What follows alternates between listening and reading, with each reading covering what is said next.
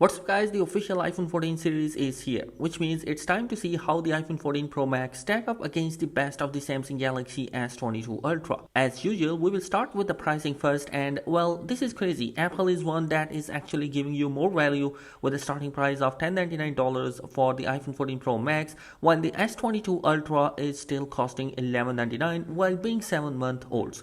The iPhone 14 Pro Max display is coming with nearly 2000 nits of brightness compared to 750 nits of brightness in the Galaxy S22 Ultra. Both the display have adaptive refresh rate of 120Hz and they can actually drop to 1Hz to conserve battery. While the panel on the iPhone may be brighter, when it comes to pure aesthetics, the Galaxy S22 Ultra is best looking phone in hands. The iPhone 14 Pro Max has a pill hole which is not as clean for aesthetic, but we know that whenever Apple implements something, they do it differently from anyone else, including Samsung. The iPhone 14 Pro Max brings the world's first functional pill hole that has so many functions and a software UI enhancement with the all-new dynamic island. This means that the pill hole can change into different shapes and sizes for things such as incoming phone calls, Face ID authentication, and many more. I actually find this super cool. Now this pill shape cutout is obviously coming with some other features as well, like it's coming with a 3D Face ID, which is still Apple's main form of authentication, while the Galaxy S22 Ultra has an under-display fingerprint scanner. As for the back, the iPhone 14 Pro Max is retaining pretty much the same look as the iPhone 13 series, but expect there is a new purple color. In my opinion, both phones have probably one of the best feel as well as look on the market. When it comes to the back design, let's talk about the cameras, because this is where the Apple has the biggest change in my opinion.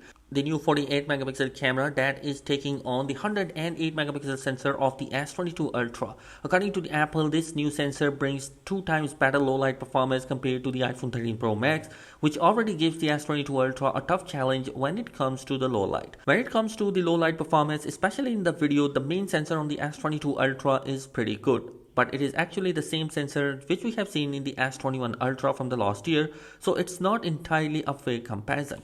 Still, when it comes to general photos, it's pretty good reliable sensor. The video in the low light has a biggest weakness in my opinion. Now it's very interesting, both the companies have a holding higher megapixel, both sensor gives a 12 megapixel shots by default, but Apple actually allow you to take raw photos at 48 megapixel resolution, while Samsung only lets you to use it in automatic mode.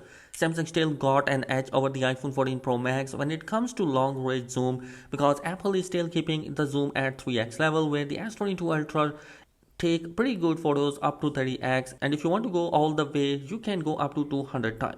Now the iPhone 14 Pro Max is very different in terms of portrait video, or you can call it as cinematic video, because it can shoot videos in 4K HDR for the first time on any phone. Now Apple also adds a new front camera sensor that has 2 times better low light performance. So in my opinion, it's probably one of the best on any phone out there. Right now, as far as the ultra wide lens, both are coming with f2.2 aperture and they can both double as macro lens. Apple also added the ultra stabilization mode, which we had on the S22 Ultra for quite some time. Overall, both phones are packaging incredible camera hardware, but Apple in the area where they were very strong, or especially in the videos, they are gonna get even stronger. As far as the S22 Ultra, the 7 months old phone that I said, it's a bit unfair, so it's going to make more sense that the S23 Ultra come out and with a proper camera upgrade. Now camera performance depends a lot on the processor, and this is where iPhone 14 Pro Max just extended the difference.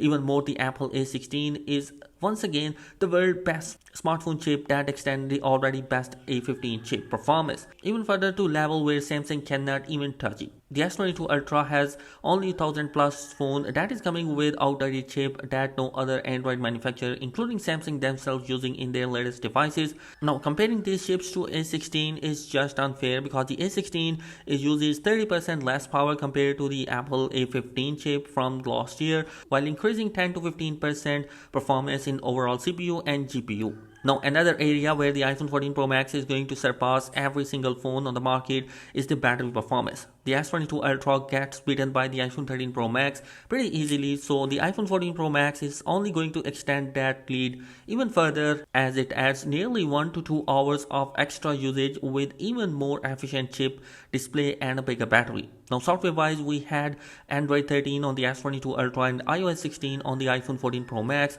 as Apple adds unique customization to its lock screen and finally adding the always on display on Samsung come back with this real multitasking features and broader customization, one being that is core to both operating systems. So guys, that is it in this particular video. Let me know your thoughts in the comment section below. What do you think about both of these devices? Thanks for watching. Be sure to subscribe. Peace.